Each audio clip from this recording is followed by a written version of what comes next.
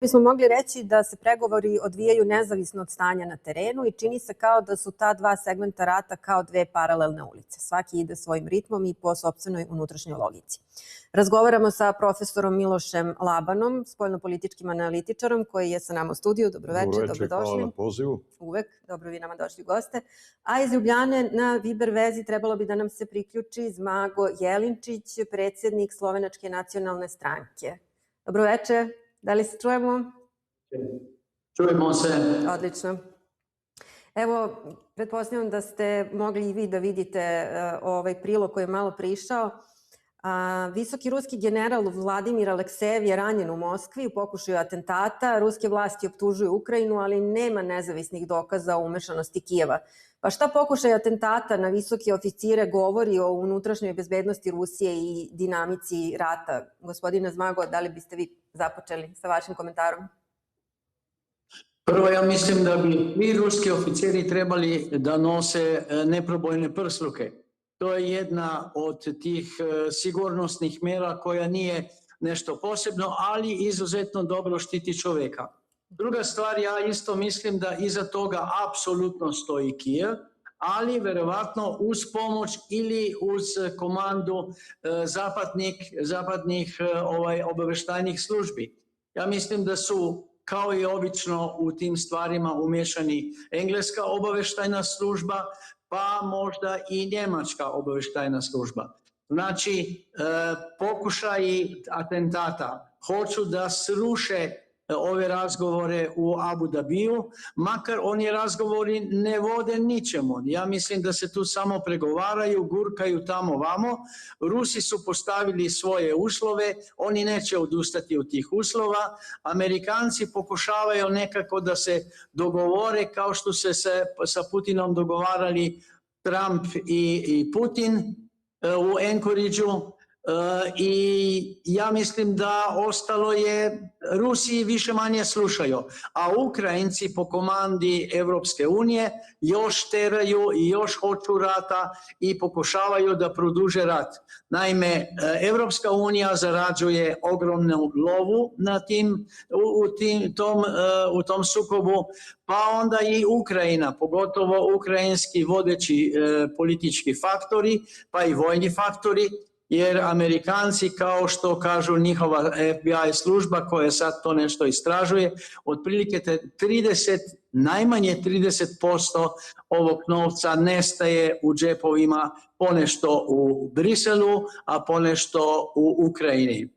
I ja mislim da Ukrajincima, makar se oni bore sa ljudskim žrtvama, oni troše ljudske žrtve. Zelenskom ga baš brigaju ljudi jer on razmišlja da bude sretan, da imaće dosta lova kad sklizne negdje u neka otočka tamo negdje gdje misli da ga niko neće naći.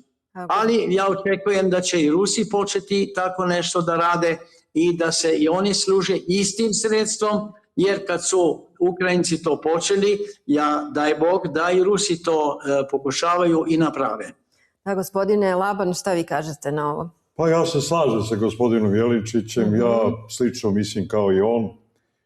Ovo što se dešava sada u Ukrajini, to je direktno na štetu ukrajinskog stanovništva i zato su odgovorni oni koji se i dalje, pre svega s polja, nameću kao rukovodstvo Ukrajine, jer znamo da ni ukrajinski parlament, a pogotovo sam Zelenski koji još 20. maja 2024. godine istekao mandat, nemaju u suštini podršku svog naroda da rade to što rade.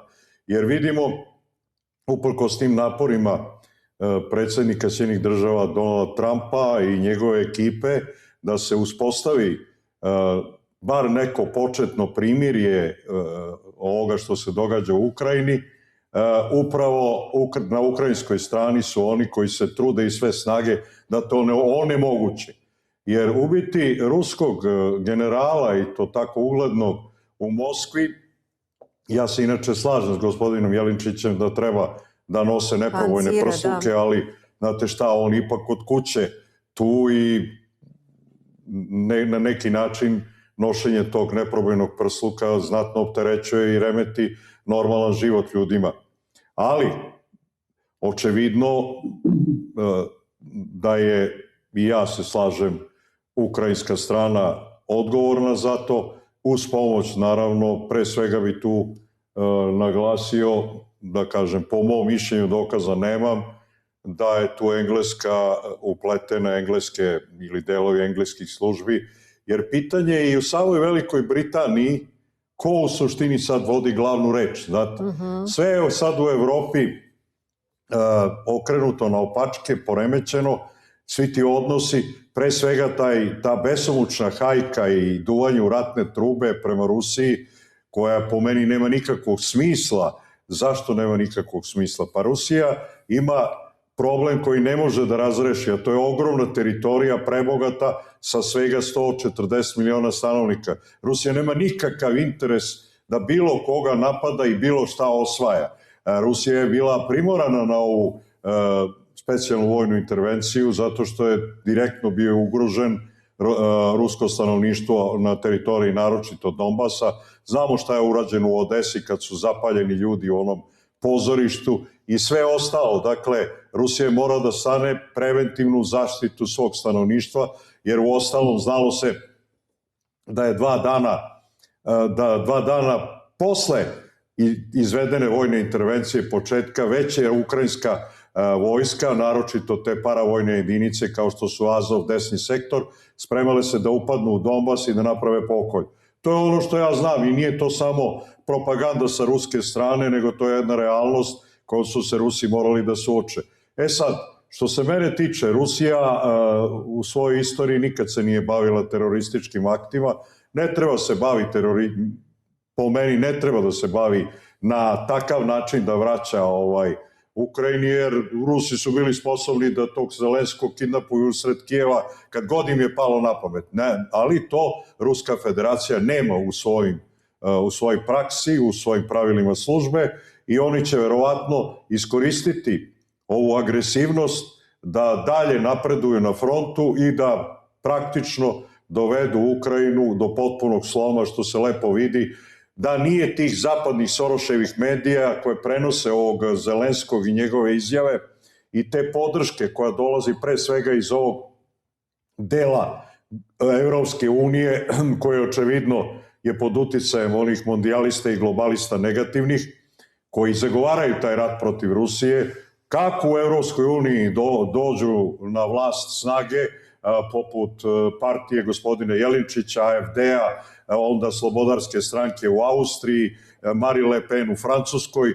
Ja mislim da će druga priča biti i da će se sa Rusijom uspostaviti dijalog i saradnja privredna i to je ono čime se ja nadam da će biti u budućnosti za dobrobit tog stanovništva u Ukrajini, bilo ono deklarisano sebe kao rusko ili ukrajinsko, svejedno, to su živi ljudi koji se sad smrzavaju na stotine hiljada u nemogućim uslovima ovim zimskim i to je zaista strašno i strašno je i vidimo kakav je taj zapad koji nam nudi, mislim deo zapada, nije čitav zapad, deo zapada koji nam nudi te svoje velike vrednosti, vidimo kako se odnose prema ljudskom životu, pravima i svemu ostalom u praksi, jer zaista setimo se samo to i s time ću završiti.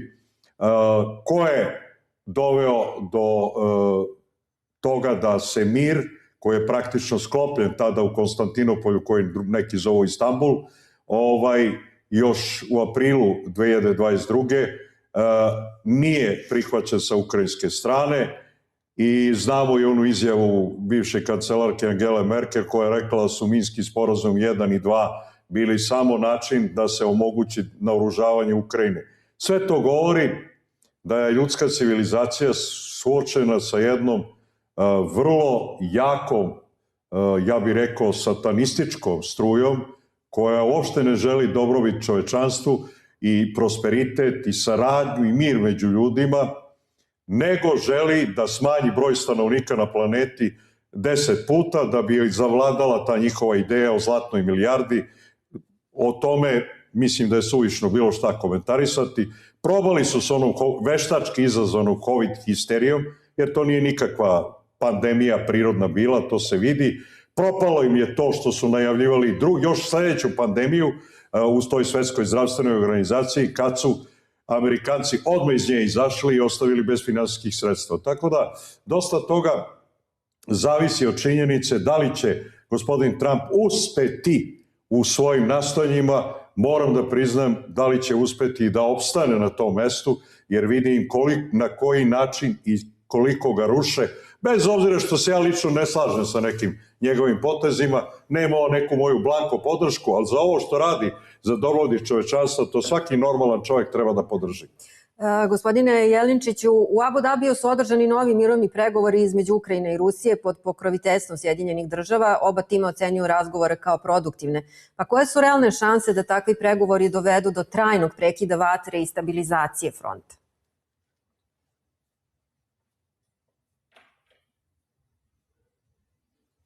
Režija, da li možemo da čujemo gospodina Jelinčića u studiju? Nemamo ton.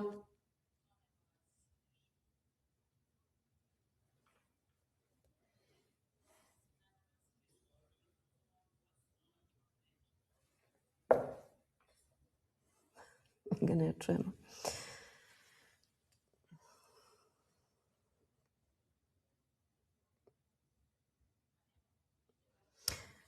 Nažalost, nemamo vezu sa gospodinom Jelinčićem, pa hoćete vi da odgovorite, gospodine Laba, na ovo pitanje? Pa meni je žao što gospodin Jelinčić, koga inače cenim kao sagovornika, neki problem sa internet ne može vezom. da se čuje.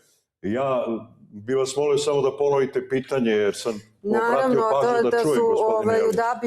U Abu Dabiju su održani novi pregovori. Jedna i druga strana ocenjuju razgovore kao vrlo produktivne, pa kakva je šansa da se jasno je potpuno i na frontu da u Abu Dabiju ne možemo da imamo neka velika očekivanja, pre svega zato što dok je na vlasti, neću da kažem na vlasti, jer pitanje je koliko oni zaista kontrolišu situaciju u Ukrajini, Zelenski i njegovo društvo, nego ovi sa strane i njihov uticaj koji postiču Zelenskog da ne prihvata nikakve normalne razgovore i da ne uvažava činjenice koje su i dovele do specijalne vojne operacije od strane Ruske federacije, jer Rusija je to i započela da zaštiti svoj narod. Vidimo da je i dalje na delu u Ukrajini zabrana te Ukrajinske pravoslavne crkve koju predvodi Moskovska patrijaršija i koja je u stvari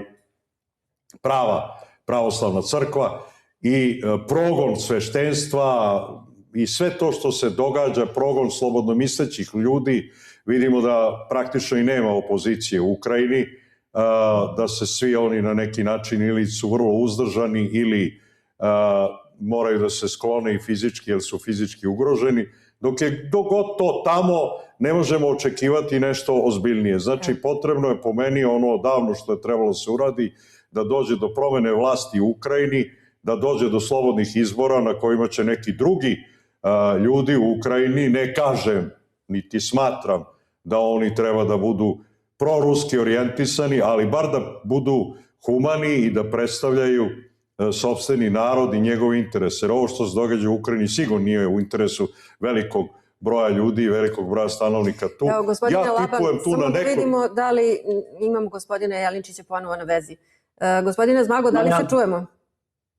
Čujemo se. Odlično, malo pre nam se veza prekinula. Nismo, nažalost, ništa uspeli da vas čujemo, pa ako želite, evo možete ponovo da nastavite. Pa samo na kratko, ja mislim da razgovori u Abu Dabiju služe samo to da se dogovore za sljedeće razgovore i da produžavaju to, jer Ukrajina ne želi da zaustavi rat, a pogotovo to ne želi Evropska unija koja se nekako sa strane gura u ovakve dogovore. Ako bi ova Evropska unija pa i Ukrajina zahtjevaju da se ne pravi neki privremeni mir, da se rasporede nove vojne sile unutar Ukrajine. Na to Rusija nikako neće prestati i Rusija polako ide prema svom cilju. Još malo pa će uzeti Odesu, što je u stvari najbitnija stvar. I onda još da se zaključi kompletnu liniju uz Crno more, onda će Ukrajina prestati da postoji jer će izgubiti sve i resurse i varijantu za dovoz nove municije, oružja i tako dalje preko Crnog mora. Ja mislim da Rusi neće dozvoliti da se neko primirje uspostavi, Rusi će raditi dalje i Rusi govore oni žele mir, ali žele da se sedne za sto i da se dogovori kako i zašto. I da onda Ukrajinci ne govore gluposti kako oni zahtijevaju 800.000 vojnika, pa još neku buffer zonu između Ruske federacije i Europske unije i tako dalje. To su samo smicalice da se rat produži i da se kaže sa ukrajinske strane mi smo sve pokušali, ali Rusi ne daju i nećeju mir. Ali ja mislim da jedini koji neće mir je to u prvom redu Europska unija i u drugom redu Ukrajina. Gospodin Laban, ili imate još nešto da dodate? Imamo još 2 minuta do reklama. Pa lijevo stvar, mogu se složiti s gospodinom Jelinčićem. On to posmatra ipak iz jednog drugog ugla. Slovenija je članica Europske unije. Mi nismo, i Slovenija je članica NATO, ali mene raduje ovakav stav da čujemo od jednog eminentnog slovenačkog političara koji je, i kad se pojavio, imao mnogo toga pozitivnog za da kaže o odnosima prema Srbiji i naravno u ono što je u našem nacionalnom interesu. Ja se toga sećam, to je davno bilo, ali ja te stvari pamtim naše prijatelje, ma gde oni bili i radili na tom planu.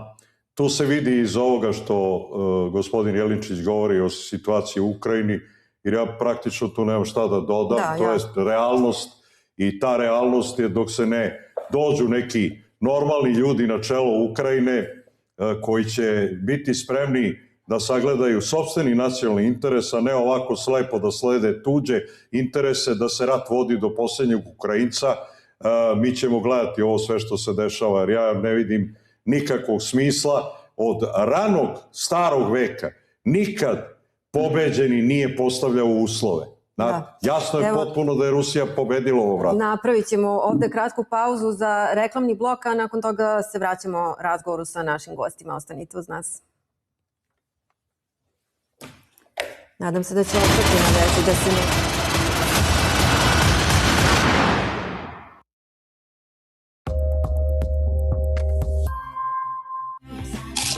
Uživaj u filmu.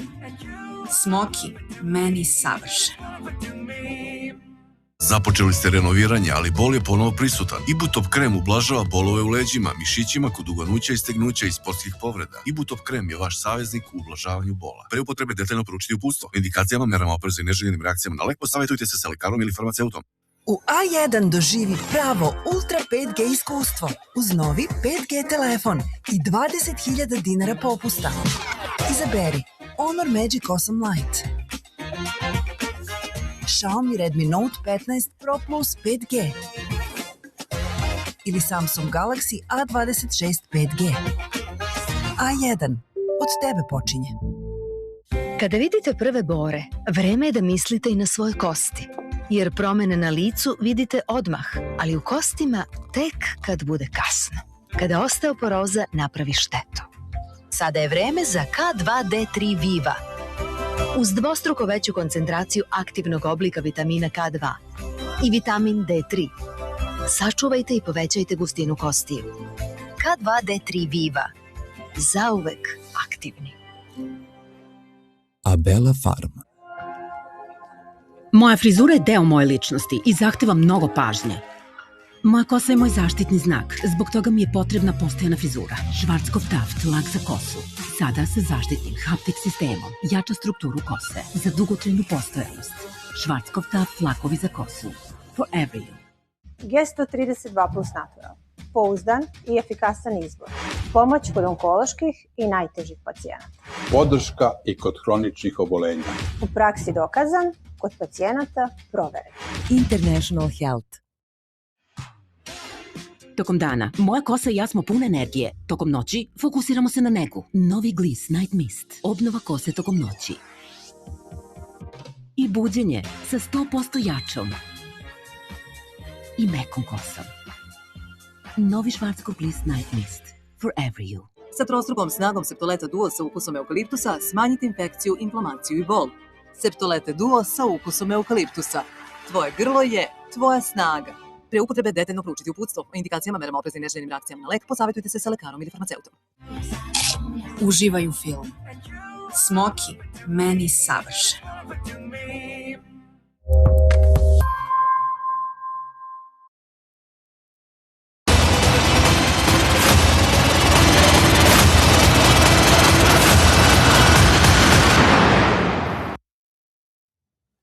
Nastavljamo razgovor sa našim gostima u studiju, ali pre toga pogledat ćemo jedan prilog. Istekao je sporazum Novi start koji je ograničavao nuklearne arsenale Sjedinjenih Američkih Država i Rusije, otvorio je pitanje budućnosti kontrole nuklearnog naoružanja i pokrenuo pozive na hitne nove pregovore. I međunarodnu bezbednost Tomas Dinano izjavio je da je sporazum imao ozbiljne nedostatke jer nije obuhvatao taktičko nuklearno naoružanje niti je uključivao Kinu. Predsjednik Sjedinjenih Država Donald Trump bio je veoma jasan. Želi bolji sporazum. Kao što svi znamo, sporazum Novi start istekao je juče. Predsjednik je to ponovo naglasio, rekavši da želi novi ugovor. Ukratko, Novi start imao je nedostatke. Nije obuhvatao taktičko nuklearno naoružanje i nije uključivao Kinu. Novi start bio je posljednji u nizu sporazuma o kontroli naoružanja između dve najveće nuklearne sile sveta, koji potiču još iz perioda Hladnog rata. Sporazum potpisan 2010. godine omogućavao je samo jedno produženje, koje su 2021. godine odobrili ruski predsjednik Vladimir Putin i tadašnji američki predsjednik Joe Biden na period od 5 godina. Nakon isteka sporazuma, Rusija i Sjedinjene Američke Države saglasne su da je potrebno uskoro pokrenuti razgovore o novom okviru za kontrolu nuklearnog naoružanja, saopštio je Kremlj. Naravno, odredbe bi mogle na neki način formalno da se produže, iako je teško zamisliti bilo kakva neformalna produženja u ovoj oblasti, ali postoji razumevanje, o čemu se između ostalog razgovaralo u Abu Dabiju, da će obe strane zauzeti odgovoran stav i da obe strane prepoznaju potrebu za hitnim pregovorima o ovom pitanju. Zabrinutost zbog isteka sporazuma izrazili su i funkcioneri parlamentarne skupštine Organizacije za evropsku bezbednost i saradnju, upozoravajući da odsustvo naslednog sporazuma povećava rizike po međunarodnu bezbednost i stratešku stabilnost. Funkcioneri OEBS-a podsjetili su da je organizacija dosledno isticala da nuklearni rat ne može da bude dobijen i da nikada ne sme da se vodi, pozivajući države članice na uzdržanost i deeskalaciju. U odvojenom obraćanju ruski ministar spoljnih poslova Sergej Lavrov ocenio je da se OEBS suočava sa dubokom krizom. OEBS se našao u dubokoj krizi i suočava se sa stvarnom pretnjom samouništenja. Razlog je radikalno odstupanje većine zapadnih zemalja od principa sadržanih u završnom aktu iz Helsinkija i kasnijim deklaracijama. Aktuelni predsjedavajući OEBS-a, švajcarski ministar spoljnih poslova Ignacio Cassis, izjavio je da su prioriteti švajcarskog predsjedavanja 2026. godine obnova dijaloga i doprinos trajnom miru u Ukrajini, dodavši da rat u Ukrajini predstavlja najveći izazov sa kojim se OEBS suočio od svog osnivanja. Gospodine Zmago, da li ste na vezi? Jesam. Da li ste mogli da vidite ovaj prilog koji je upravo emitovan? Ali znam o čemu je bila reč. Da, radi se o novom startu, pa eto ako možete nešto da komentarišete. Ja mislim da onaj stari start, to je malo dotrajao, ipak je dotrajao. Dobro, možda nije bilo tako loše da su ga Amerikanci da su rekli da neće više da ga poštuju i bitno je da su se sad u Abu Dabiju dogovarali i o tome da se pripremi novi start. Jer to bi bilo ono potrebno jer proširilo su, nuklearne rakete su se proširile i na druge zemlje. Sad nisu tu najbitnije Amerika i Rusija, nego imamo i Kinu, pa i Iran, pa i Pakistan, pa i Indiju i tako to. Znači treba i ove države da se uključi u taj sporazum. I onda će taj sporazum biti bitniji, bolji i trajaće verovatno i duže vremena. A i razgovori o toj stvari treba da uključe i ove druge zemlje koji imaju ove raketne potencijale i atomske potencijale. Dobro, gospodine Laban, šta vi kažete povodom ovog starta? Ja se slažem sa gospodinom Jeličićem, mi vrlo slično razmišljamo, jer ono što je bitno za razumevanje START sporazuma, zašto je bitno formalno potpisivanje, zato što se time reguliše i međusobna inspekcija na terenu. Znači, za vreme važenja START sporazuma, jedna i druga strana su, naravno u dogovoru, slale svoje predstavnike na teren tuđe, da kažem, zemlje, koje su mogle na licu mesta se uvere da se taj START sporazum poštuje. Inače, smatram START sporazumom sa ovim što je rečeno o proširenju i što je sasvim prirodno, jer pored glavnih nuklearnih sila Sjedinjenih država i Ruske federacije imamo i znatno jačanje Kine, ne samo po broju nuklearnih bojevih glava, već i po mogućnostima nosača tih nuklearnih bojevih glava. Zatim, naravno, imamo i Severnu Koreju, zatim imamo Indiju, zatim imamo Pakistan i imamo još neke države koje zvanično nemaju, nisu nuklearne sile, da sad ne odširim temu. Sve bi to trebalo da se obuhvati tim novim sporazumom START i da se na taj način čovečanstvo obezbedi od samouništenja. Jer moram da kažem da i u ono vreme ono izaoštravanja oko Kube, to je davno bilo iz vremena Johna Kennedy-a i ne znam ko je tad bio, Hruščov, valjda, na strani Sovjetskog saveza, bili smo na ivici nuklearnog sukoba i tad sam kao dete čuo da jedna i druga sila u stanju je više puta, višestruko da uništi celu planetu. Sad je to mnogo gore, jer postoje ti nosači razvijeni i još nešto što tada nije bilo prisutno. Postoje podmornice na nuklearni pogon koje se spuste duboko preko 1000 metara, ne mogu biti primećene i mogu vrlo blizu da dođu obala jedne ili druge ili treće zemlje. I one su mnogo veća opasnost od onih klasičnih silosa uzemljenih, da kažem, u te ležišta unutar zemlje nepokretnih. Rusi su odavno to krenuli da stavljaju na pokretne nosače, na vozove, na kamione, ogromne nosivosti. Tako da je to sad mnogo komplikovanije. Ja znam da postoji sada sigurno dobra saradnja i dobra volja između Vladimira Putina i Donalda Trumpa i to lično. To se vidi na mnogo primjera. Naravno, nije sve ništa savršeno. Naravno da se odigravaju stvari koje se ne sviđaju jedan drugom na onim suprotnim stranama. Ali ove glavne stvari su jasne, jer znate šta je za mene važno? Meni je jako važno ovo što je Donald Trump izjavio za Putina. Znam da je veliki hrišćanin i pravoslavac, ali Trump je sad zvanično saopštio da će stati njegove Sjedinjene države u odbranu hrišćanskog sveta.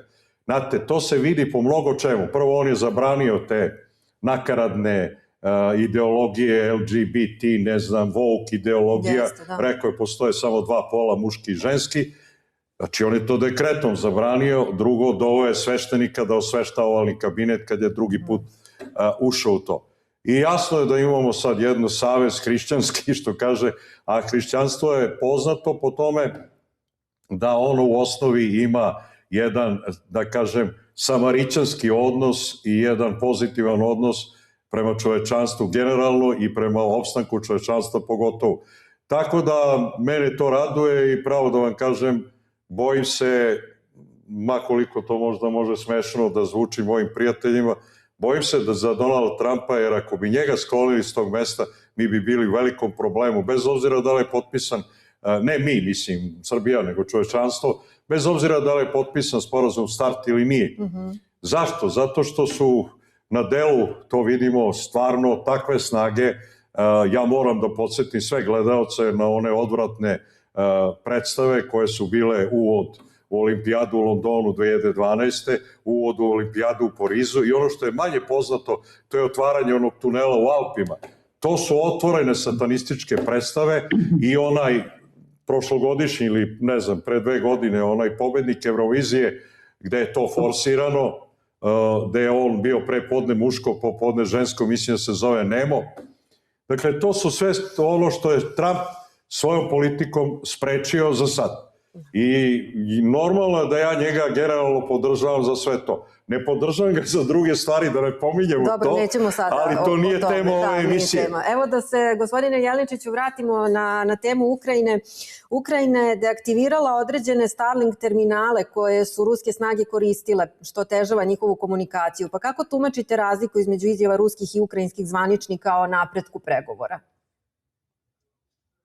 Pa Ukrajina stalno udara po civilnim ciljevima. To se zna i ima mnogo žrtava. Rusi udaraju po infrastrukturi i po vojnim... Mnogo žrtava, da, i sa jedne i sa druge strane, da, veliki broj žrtava. Da, Rusi udaraju po vojnim ciljevima, po infrastrukturi, ali dolazi do kolateralne štete. Znači, ako se neki civil nalazi u tom obimu eksplozije, onda strada. Ali Ukrajinci udaraju direktno na ciljevi. Sad je poznato da su gađali, sa dronom su gađali bolnička kola. Mislim, pa zna se šta su bolnička kola jer na krovu imaju crveni krst, ali direktno su gađali ta kola. I gađali su mala imanja u kojima sigurno ne može biti vojne snage, nego su bili neki stari ljudi pa i deca i to su gađali. Znači, a sa druge strane oni govore kako su Rusi ne znam šta rade, zločine i tako dalje. Rusi objavljaju i stavljaju na stranu sve ove podatke i dokumentaciju o tim zločinima i rekli su kad završi ovaj rat, oni će pozvati i prozvati sve ove činioce pa ih staviti pred sud. To je jedino pravilno. A pred sud bi trebalo i da se stavi Evropska unija i neki njihovi eksponenti koji govore naopako, koji lažu, koji prikrojavaju fakte i tako dalje. Tu ne znam kako će biti, ali ja mislim kad Rusija pobedi i Ukrajina nestane, u stvari nestane, istina je da će se mnogo ovih Ukrajinaca koji su bili upleteni u ove zločine će se razjuriti po Evropi i po celome svetu, ali ja mislim da Rusi su spremni da ih pohvataju i lepo stave na sud. Prvo, da se dozna šta je bilo uistinu i da se skine one falš vesti, one lažne vesti koje procuruje iz Evropske unije i preko tih ljudi koji rade za Ukrajinu. Gospodine Laban, evo da se nadovežete sad sa još jednim pitanjem. Ukrajinska artiljerija je nanela ozbiljna oštećenja ruskom gradu Belgorodu i drugim oblastima. Pa koliko je prekid satelitske komunikacije menja taktičke mogućnosti ruske vojske? Pa da vam kažem, sateliti su u današnje vreme veoma bitan faktor kada je u pitanju pozicioniranje i vođenje vatre artiljerijske pa i raketne, mislim. Jedan od razloga zašto, recimo, to je već sad malo zaboravljeno, Donald Trump odbio da isporuči Tomahawke ukrajinskoj strani, je upravo to što Tomahawk je takav uređaj vojni koji zahteva aktivnu podršku satelitsku koju Ukrajina nema. Prema tome, to bi trebalo da znači da Amerikanci direktno učestvuju u gađanju ciljeva, udaljenih ciljeva u Ruskoj federaciji, što naravno Donald Trump nije želeo u tom trenutku ni slučajno, a vidimo da sve više ide u pravcu da se situacija privede kraju i da konačno dođe do nekog okvirnog sporazuma u kome će i ruska strana kao pobednik to prihvatiti. A to znači da onih 5 oblasti su preduslov koje su predviđene posle održanih referenduma opštih u tim oblastima da se priključe Ruskoj federaciji, ušle su u sastav Ruske federacije promenom Ustava. Prema tome, Luganska, Donjecka, o Krimu da ne govorimo, Zaporoška i Hersonska oblast su delovi Rusije u celini. I to ukrajinska strana mora da prihvati. Ako ne prihvati, bit će ono što ozbiljni vojni komentatori sa američke, pre svega, strane i zapadne kažu, da svakim danom, a i sam Donald Trump to kaže, Ukrajina će sve biti manja i manja i sve gore i gore će biti po ukrajinsku stranu ako se rat nastavi. Ono što se potpuno slažem sa gospodinom Jelinčićem i dodajem, Rusija neće prihvatiti da Odesa, Pridnjestrovlje i delta Dunava ostanu pod kontrolom onoga što ostane kao Ukrajina iz jednostavnog razloga jer ti krajevi su pretežno naseljeni rusko, ne samo govorećim, nego rusko orijentisanim stanovništvom, za razliku od zapadne Ukrajine. Ostatku Ukrajine ozbiljno preti da se desi ono što sam ja i pre 4 godine najavljivao, ali malo ko je to obraća pažnju. A to je da Rusku federaciju uopšte ne zanima zapadni deo Ukrajine, jer je tu stanovništvo nije orijentisano pozitivno prema ruskom svetu i taj deo, ako ovako nastavi Ukrajina, sigurno će podeliti među sobom Poljska, Mađarska i Slovačka, možda i Rumunija. Ono što je meni jako pozitivno i ostalo nije zapaženo, a vezano je za događaje u Europskoj uniji, to što je Kongres Sjedinjenih država saopštio da se mreža TikTok nije mešala u izbore u Rumuniji, a znamo da je Ustavni sud u Rumuniji lišio pobede kandidata Georgescova na izborima za predsjednički u Rumuniji pod obrazloženjem da je koristio ruski uticaj mreže TikTok. Dakle, sve su to sad stvari koje će doći na svoje mesto. Ja se nadam da dobronamerni ljudi na svim stranama dobit će mogućnost da dođu do izražaja. Naročito je to potrebno na ovoj zapadnoj strani, jer pored Trumpa takvi su pritisci da vrlo malo lidera na zapadnoj strani se usuđuje da otvoreno i pošteno govori o ovome što se događa u Ukrajini. Znači, to je neka ezopovska priča, neka lakirovka, a u suštini vidimo o čemu se radi. Namerno je napravljen rat da bi se destabilizovala potpuno Ukrajina, da bi se unazadila ekonomski Evropa i da bi se naravno nanelo što više štete Rusiji, jer ti koji su to izazvali, oni nameravaju za nekoliko godina, to i ne kriju, da otpočnu rat protiv Ruske federacije. Zato sam ja jedan od onih koji kaže da naša zemlja, Srbija, ni slučajno ne treba da ulazi u NATO, ni pod kakvim obećanjima, jer će pre ili kasnije doći zahtev, sad dajte 100.000 svojih mladića da idu na istočni front. To uvek treba imati na umu. Sve ostalo možemo da razgovaramo, da sednemo, da pregovaramo, da uvažavamo druge interese, ja sam za to, ali ipak mislim da sada nije vreme, to ponavljam isto više puta, nije vreme da mi žalimo što neće da nas prime trenutno u Evropsku uniju, jer u ovakvu Evropsku uniju ne treba ulaziti. Treba ući u onu Evropsku uniju kad se tu bude i Ruska federacija i kad ljudi poput opet, izvinjavam se na laskanju gospodinu Jelinčiću, poput gospodina Jelinčića u Sloveniji i u drugim zemljama vode glavnu reč u toj Evropskoj uniji. Dok vode ovi ratni huškači i ovi koji guraju ukrajinski narod u propast i u ovo beznađe koje sad trenutno ti ljudi doživljavaju. Zamislite, evo ovde, zamislite sad da nemate trenutno grejanje ovde. Upravo sam to htjela da pitam gospodina Jelinčića. Ukrajinski energetski ministar upozorava na dalje prekide struje zbog ruskih napada i opisuje situaciju kao veoma tešku, što sigurno jeste. Kako se napadi na energiju i infrastrukturu koriste kao instrument pritiska u sukobu? Pa svaki napad na bilo koji dio infrastrukture je napad na jačinu odbrane, ali najviše stradaju ljudi. Ali gledamo sa druge strane, a ko je zatvorio onaj protok gasa preko Ukrajine u zapadnu Evropu? Ukrajinci, nisu to Rusi napravili, nego su Ukrajinci napravili. Zatvorili su sve česme, a sad im je zima. Mislim, Sa jedne strane oni kukaju, a sa druge strane kad bi mogli nešto da naprave, oni ne naprave ništa, možda i namjerno, zato da prema Evropi izgleda još bednije sve ukupno. Ali Evropu baš briga Ukrajina, Evropu baš brigaju Ukrajinci, Evropa zanima samo novac. Dobit, novac i onda već razmišljaju kako će posle kad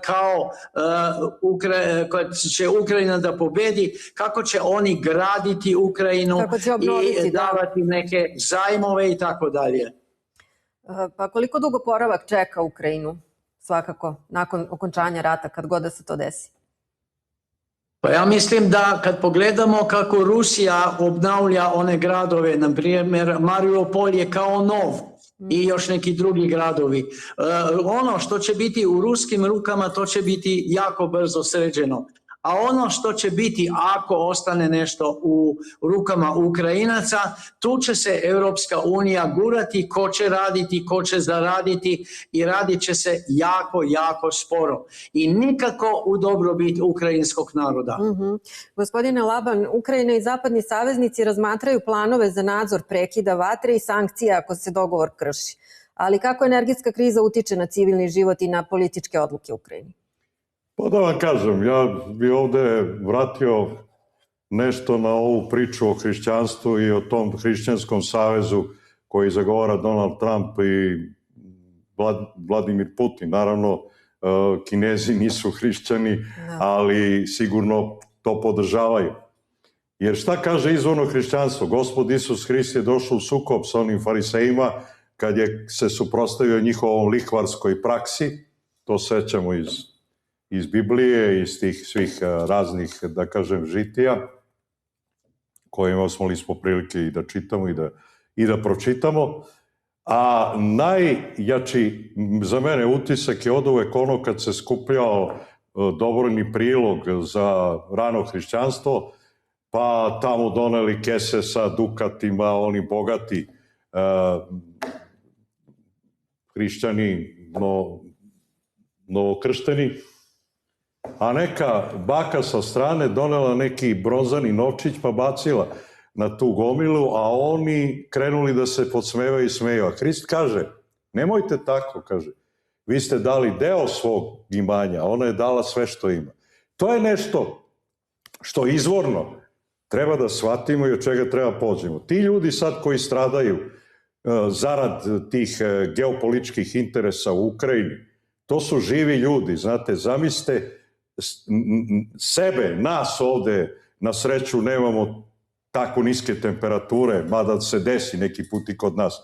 Zamislite da nemate grejanje, da nemate vodu, da nemate struju, pa razmišljajte onda šta je ispravno, a šta nije ispravno.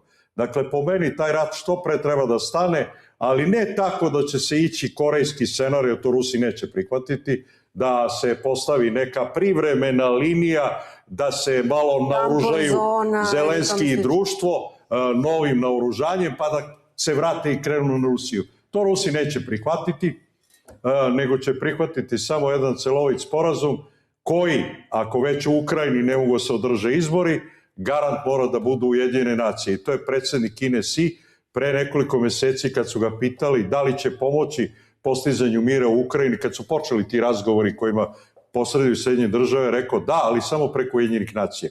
Dakle, potrebno je da se čovečanstvo prizove pameti i da na kraju dobiju podršku oni u svim zemljama sveta koji zagovaraju mir, sporazumevanje među ljudima i ravnopravnost među ljudima. Znate šta, ja to lično stalno ponavljam u skoro svakoj emisiji. Ja sam za ono što je Beethoven u svojoj odi radosti definisao i što je sad i himna te Evropske unije, a to je ono na nemačkom Alle Menschen werden Brüder, svi će ljudi jednog dana biti braća. Znači, bez obzira na boju kože, rasu, naciju, religiju. To je budućnost ljudske civilizacije, jer da bi opstali, mi ne možemo da ostanemo na nivou onom koji je unapređeni srednji vek sa tehnološkim dodacima. Ne, mi moramo da krenemo u nove potpuno nivoje življenja u kojima će u centru da bude čovek i njegov interes, a sve ostalo da služi sporazumevanju i saradnji među ljudima koji će nama omogućiti da umjesto ovog plana zlatne milijarde naša civilizacija počinje da traži neke nove prostore za širenje čovečanstva, a to su pre svega neke planete sunčevog sistema gde na prvom mestu vidi Mars, koji je i nekad izgleda bio mesto gde su živjeli neki preci, pa iz nekih klimatskih ili katastrofalnih razloga to nestalo, jer on je što se tiče uslova života, naravno pod uslovom da se obezbede one kupole sa kiseonikom za život, odnosno vazduhom, neko mesto gde može da se dalje živi, radi i da se pribavljaju resursi koji su nama potrebni za dalji tehnološki razvoj i napredovanje. I tu vidimo ovu ideju, nestala je nekako ta priča i smevali su se sa Elonom Muskom i sa Donald Trumpom koji je to podržavao kad je rekao da očekuje da će u njegovom mandatu da se prvi put ljudska ekspedicija iskrca na Mars. Tako da to su sve stvari, ja tako razmišljam. Može neko kaže da je to naučna fantastika. Vidjet ćemo kako će se stvari ali odvijati. Ali ako to ne verujete, neće vam se nikad desiti. I toga ima. Dešavat će nam se razni zlikovci koji će sebe da prezentiraju kao ne znam kakve ličnosti, kao što je bio Adolf Hitler i njemu slični.